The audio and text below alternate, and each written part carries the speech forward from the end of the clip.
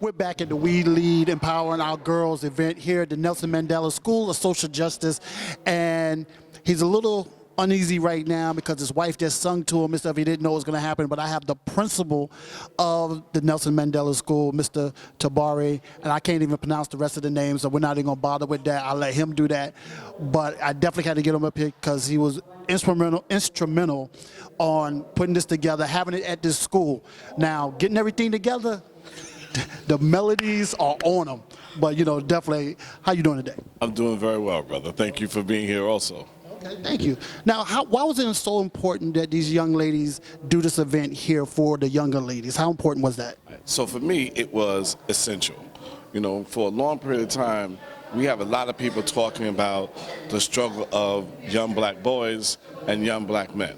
And while I think that struggle is real, and I think the work that's around that struggle is important, I believe that part of our oppression is people teaching us to be myopic, right, or myopic. We need to be focusing on our sisters. We need to be focusing on our daughters. There's an African concept that you can judge a nation by the position and the condition of their women. And I know that the young women in this school and all the schools that are on this campus, they struggle.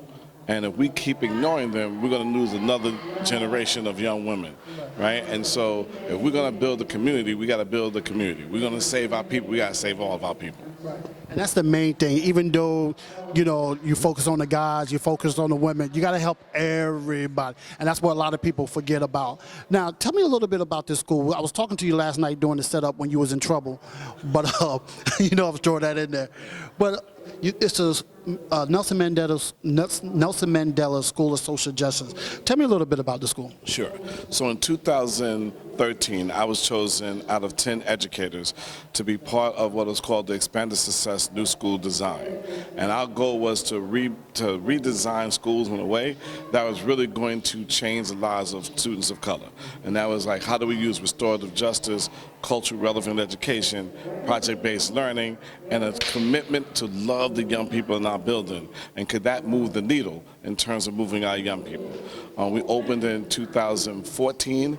Last 2018 I had my first graduating class, and this year we had our second graduating class. And so our school is very serious about embracing African and Latino culture. We pour out libations to our ancestors every morning as a school. We have classes that focus on not just social justice action, but social justice learning. Because it's easy to ask young people to show up to do something for something they can't explain. And so we want our students to be able to be social justice scholars. And so that's what we do every day. We love them, and we love them to their own greatness, not for the reflection of what we want, but for them to understand what they need and what they want and what they can do. Now, with this event that's going on now, there's a lot of young ladies that are here, and from what you just said, why was it so important for your sisters, the Melodies, to come in here and ride you on making sure this event happens?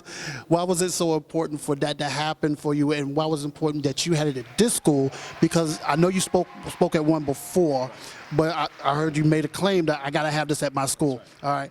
Why did you have that feeling that I have to have it at my school? So I'll give you 3 reasons. One, when I was 17 and I was at Hofstra University, I got a chance to join the Malik community. I became a brother of Malik Fraternity Incorporated, and the Melodies became my sisters. Many of the sisters who were here, they helped save my life. That if they didn't teach me the other side of manhood, if they didn't embrace me and teach me how to be gentle, focused, and competent, right, then I wouldn't have made it out of Hofstra. And so I've been a product of their movement. I have to open up my space to their movement.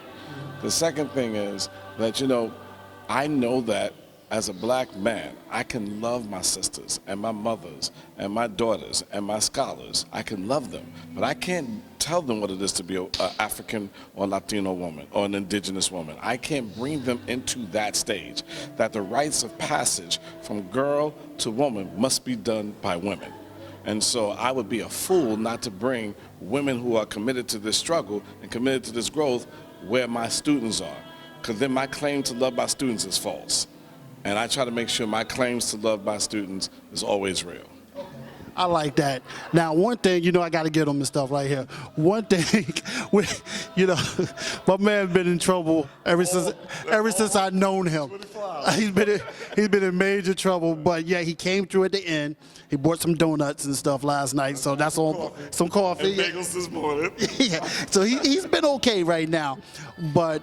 How is it for you? I understand what you're saying, like the melody saved your life and stuff. How is it important that you keep supporting a group like the Melodies so much? So my mother, my sister, my grandmother, Angela Davis, Asantawa, and Zinga, like there are millions of women in our history and our culture, in our own personal lives, who have made sure that they lift us up, right? And so I have to do the same, right? I'm not going to betray my ancestors on this side of the grave. And so I know that the Melodies are committed to this work. I owe them and I owe my people. And so I like to put everybody that I owe in the same room, right? So I can pay all debts at one time. You ain't doing a good job. You're not doing a good job, but it's okay. Well, I'm gonna have them come back next year. I was telling Sister Natalie that they want to do We Lead, and they want to do it in the Bronx next year. Right. And I told them, so let's do We Lead in the Bronx, but we're going to do We Lead 2, number 2, here on this campus. And I said we can just do workshops and something in the afternoon, and then 3 years, the next year we're going to do We Lead again, and in 15 years we're going to do We Still Lead. Okay. I got an opportunity here. Now, he said he wants to do a Re-Lead. Are you going to commit to answering them emails and answering the phone? Yes. I heard there was a lot of chasing you around. I seen some of it. So a lot of emails went out. I endeavor to do better.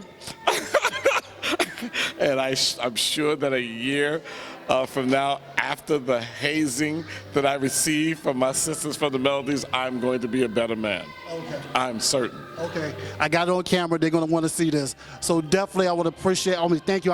It's a pleasure meeting you, being up in this school. And I'm learning a lot and stuff, and definitely we're going to talk. So keep doing what you're doing and everything. I know you're going to be busy tonight. You got your song sung and stuff like that. It's on. No kids in the house. Trash. I'm going to go home and go to sleep. Me too. All right. We'll be back.